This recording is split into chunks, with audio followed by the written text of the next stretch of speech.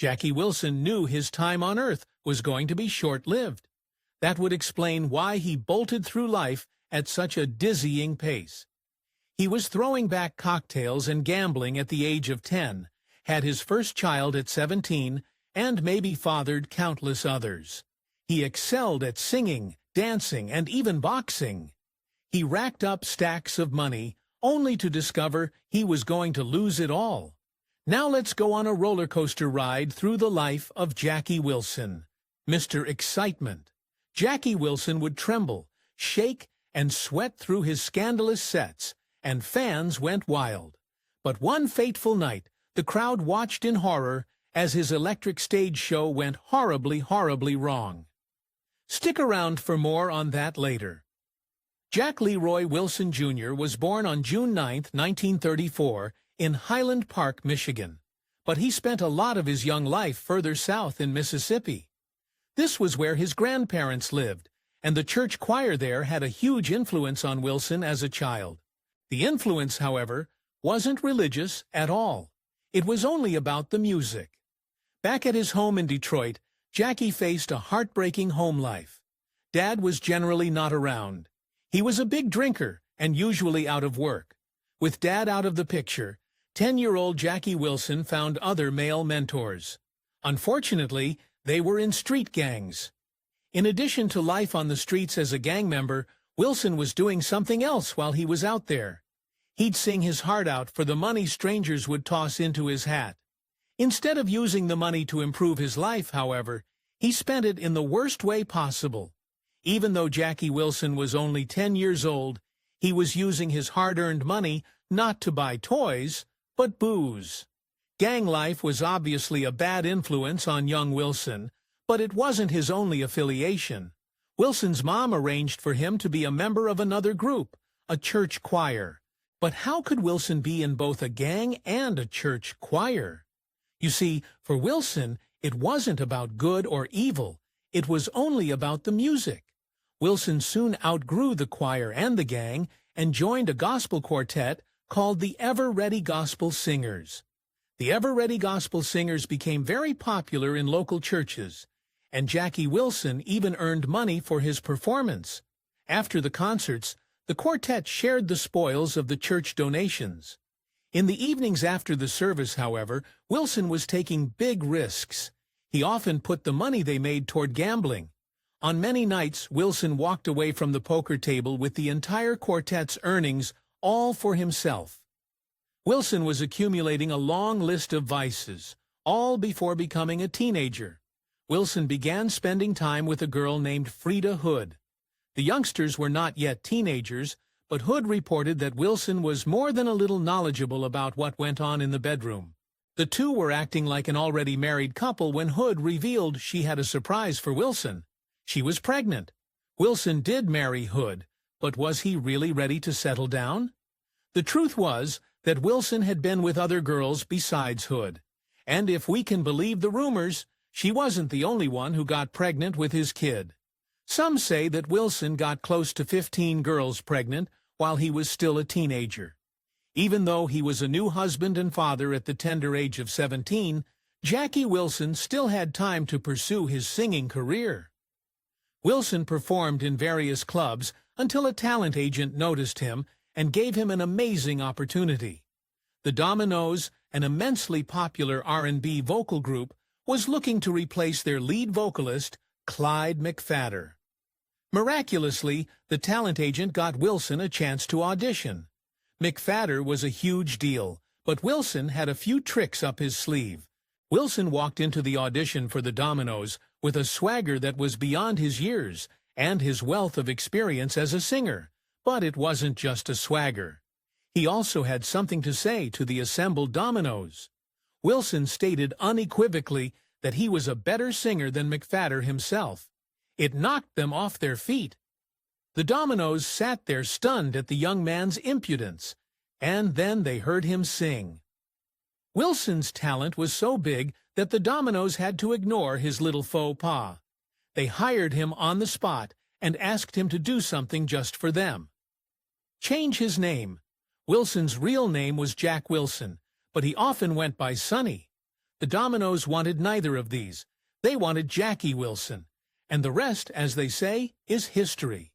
Jackie Wilson had bragged about being a better singer than McPhatter, but it actually didn't pan out that way. The Dominoes suffered from the loss of McPhatter and didn't do as well with Wilson at the helm. By 1957, Wilson came up with a secret plan. He wanted to leave the band, but who could he join up with? Well, Wilson pulled a surprise Beyoncé and went solo. He quickly put the word out that he was looking for new material to record, and one person who responded really stood out. The respondent that stood out was a young songwriter named Berry Gordy. The two had both been boxers, so Wilson and Berry really hit it off. Berry was the one who ended up co-writing Wilson's signature tune, Lonely Teardrops. Sadly, as we'll see, this tune would also play a role in the end of Wilson's career and his life. With Gordy as his songwriter, Wilson's fame began to soar. Wilson was soon putting out #1 records, but to get the full Jackie Wilson experience, you had to see him perform. He got the nickname Mr. Excitement for 3 reasons: his dance moves, the passion of his voice, and his sense of style. He was an inspiration to many artists like James Brown and even Michael Jackson.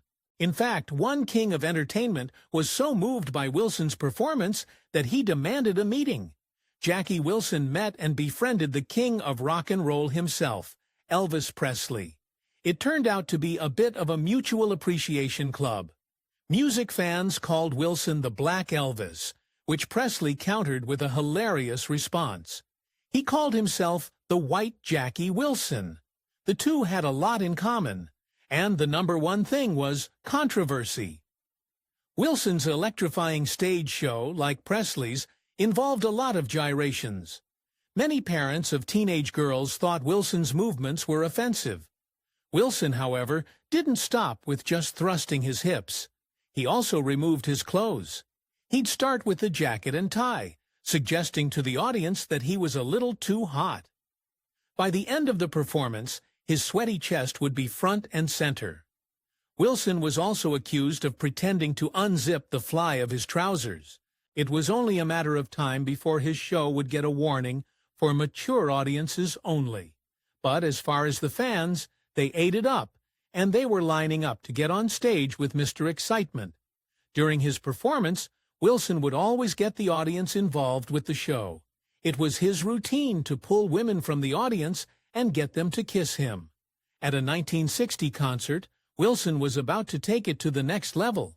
The concert was in New Orleans, and Wilson had whipped the audience into a frenzy with his music and his suggestive dance moves.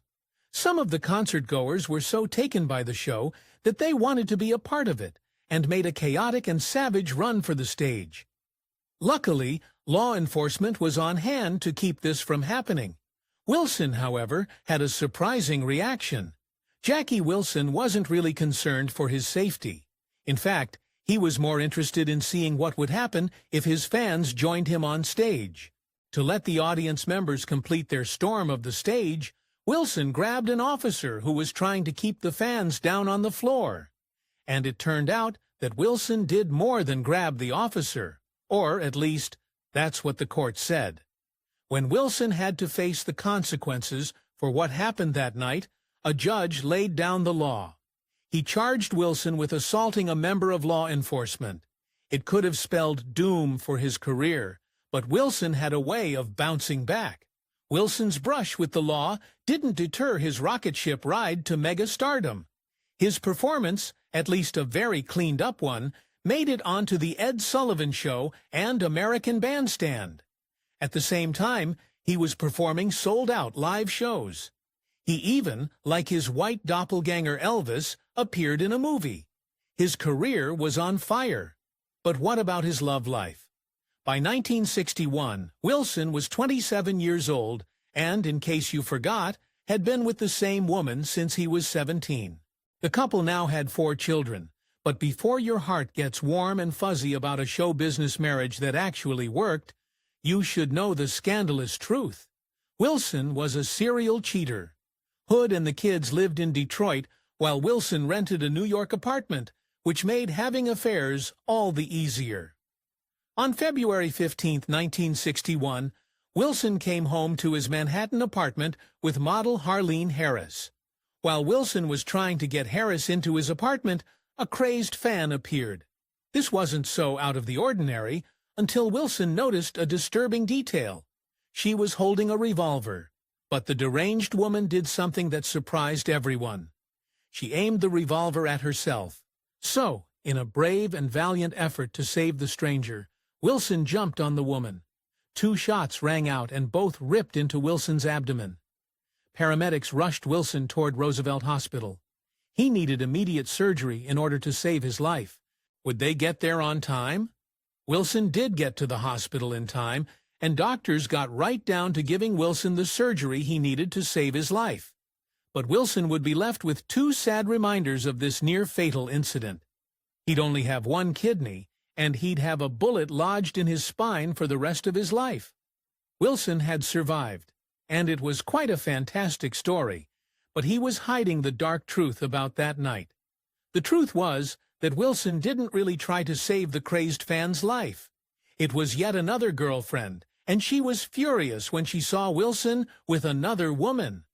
That's why she pulled out the revolver.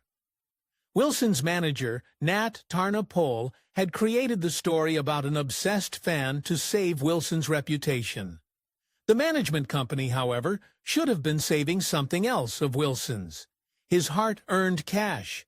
When Wilson's manager, Tarnopol, wasn't playing spin doctor for Wilson's messes, he was supposed to be managing Wilson's money.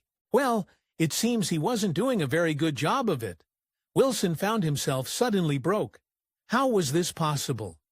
In 1961, when the average annual salary was just $5,000, Wilson declared an income of over $260,000.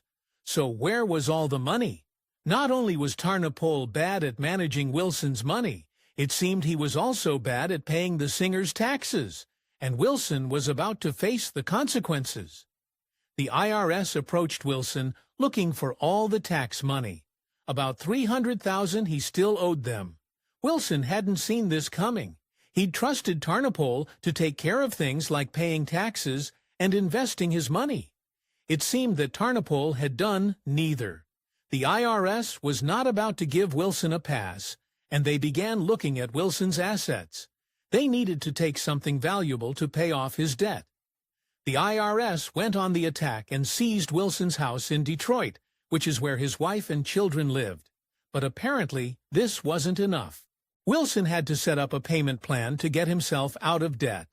In this, one of the most tragic times of his life, Wilson's wife left him. Hood had had it with the cheating, the money problems, and all the drama. Later in March 1967, he was on tour in South Carolina, and he and his drummer were looking for a good time. They met up with 2 young women and persuaded them to come to their hotel room. Officers soon descended on the hotel room and took Wilson and the drummer in. Why? Probably because the women were white. Wilson's reputation was at an all-time low, but Tarnopol, his reliable manager, had a great idea to fix it. Harlene Harris had been the woman Wilson was dating behind his wife's back when his other girlfriend had shot him. Well, Tarnopol thought it would be a great idea if Wilson married her. After all, the couple already had a child together, even while Wilson had still been with his first wife. So in 1967, Wilson walked down the aisle with Harris. Unsurprisingly, the union was doomed to a brutal end. In 1969, they split. Wilson wiped his feet of the 1960s. Sadly, the next decade started ominously bad for Wilson. One day, his son, Jackie Jr., was on a friend's porch in Detroit. Jr. was arguing with his neighbor, and suddenly a shot rang out. Jackie Jr. clutched his chest and fell to the ground. Tragically, Wilson's son did not survive the incident. On hearing the news, Wilson went into a deep depression and shut himself in the house. Unfortunately, this was just the beginning of a desperate spiral. Wilson was having trouble getting over losing his son.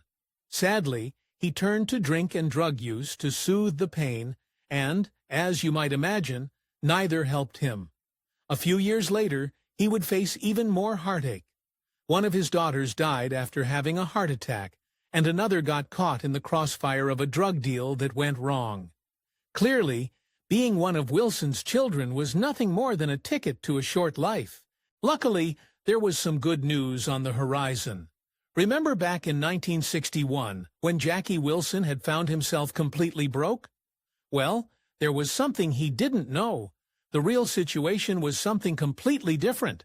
It came out in a 1975 trial that his manager, remember, Turnapeel, actually owed Wilson royalties for his music, and the amount added up to a whopping $1 million. All Wilson had to do was sue Turnapeel and collect his $1 million check. As we'll see, when it comes to Wilson, things don't always go exactly as planned. While preparing to sue Turnapeel, Wilson went back to performing. In this reboot of his career, he picked up an odd habit. Before going out on stage, he took handfuls of salt tablets, followed by huge glasses of water. When asked why he did this, he said it was because it made him sweat a lot. And what was the advantage of that? Wilson said that it drove his female fans wild. His body, on the other hand, wasn't as thrilled with this bizarre ritual. In September of 1975, Wilson swallowed his salt tablets and hit the stage at the Latin Casino in New Jersey. Everyone there that night was in for a big surprise. The performance for Dick Clark's Good Old Rock and Roll Revue was going well. Wilson was soon into his signature hit, Lonely Teardrops, and the audience was mesmerized. As he sang the lyrics, "My Heart is Crying," he did something he'd never done before. Wilson dramatically fell to the stage, and the audience went wild, but they shouldn't have. The audience at the Latin Casino assumed that Wilson's slow collapse to the stage was part of his emotional act. Dick Clark, who was backstage at the time, saw something different. He saw a man in a medical emergency. Clark stopped the concert and watched as backup musicians Cornell Gunter got down on his knees and attempted to revive the singer. The paramedics took over from Gunter and then rushed Wilson to the hospital. They finally brought some stability to Wilson's vital signs, and it looked like Wilson would be all right. Doctors guessed that it was a heart attack or stroke that had caused the terrifying incident. Just when it looked like everything would be all right, the worst happened. Wilson slipped into a coma. When they asked people who'd been on stage what happened, they found out something they didn't know. Yes, it appeared that Wilson had had some sort of attack on stage, but they also noticed something else. As Wilson fell to the stage floor, his fragile head had banged against a heavy piece of equipment. This was not good news for Wilson's prognosis. Wilson's coma went from days to weeks, and then to months. Loved ones tried to keep their hope that one day Wilson would recover. The next year, in 1976, friends noticed that Wilson was showing small responses. Slowly and miraculously, Wilson began his recovery. He wasn't quite himself, but he managed to stand up and take a few steps, albeit shaky ones. Wilson was back, but for how long? Sadly, his recovery was short-lived. Wilson soon returned to his comatose state, which the doctors now called semi-comatose. Now remember, before the incident, Wilson was about to sue his ex-manager for $1 million. When Wilson fell to the stage floor, the lawsuit was put on hold. Without this money, Wilson was unable to pay his outrageous hospital bills. Wilson, although unaware of it in his coma, was facing bankruptcy again. That's when the community came together. Friend and fellow musician Bobby Womack saw that Wilson was suffering and in need of support. He arranged a benefit in Wilson's honor that took place at the Hollywood Palladium. It was a huge and significant help, but all the money in the world wouldn't be able to stop what was coming for Wilson next. Even though the benefit helped him financially, Wilson's health quickly went from bad to worse. He was unable to take in any nourishment, so they moved him to a hospital in Mount Holly, New Jersey. Eventually, Wilson caught pneumonia and quietly passed away. He was 1984 and Wilson was just 49 years old. Sadly, his problems weren't over yet. Jackie Wilson's estate still didn't have any money, so there was nothing to pay for a proper burial. Authorities had no choice. They laid his body in an unmarked grave. For the second time since his onstage collapse, the music community this time, led by disc jockey Jack the Rapper Gibson, banded together to collect money. Thanks to the support of fellow musicians and fans, Wilson's remains found a new home in a mausoleum at a cemetery in Wayne, Michigan. No one can deny that Wilson had a rocky life full of highs and lows, but it wasn't easy on his children or wives either. As we've seen, not many of Wilson's children lived to a ripe old age. But what about his other children? According to a rumor, he had quite a few that he didn't acknowledge. Actor and singer Bobby Brooks Wilson is one of them. But how Bobby Brooks Wilson found out about his father is nothing short of incredible. Bobby Brooks Wilson was adopted and had no idea who his father was, but was actively searching for him. Brooks was a singer and actor and got a gig doing impressions at a show called Legends in Concert in Atlantic City. One of the impressions Brooks was famous for was Jackie Wilson. One night, the renowned Motown band, the Four Tops, saw Brooks perform. They all had the exact same thought. He must be Wilson's son. A DNA test later verified their suspicion. Brooks had finally found his family and added Wilson to his name, which makes you wonder how many other mega-talented Jackie Wilson offspring are performing out there. If you enjoyed this Factor Nate video, give it a thumbs up and subscribe for more incredible stories. Want to say in who we cover next? Join our membership program through the link in the description for exclusive perks. Your support means everything to us. Thanks for watching, and we'll see you on the next one.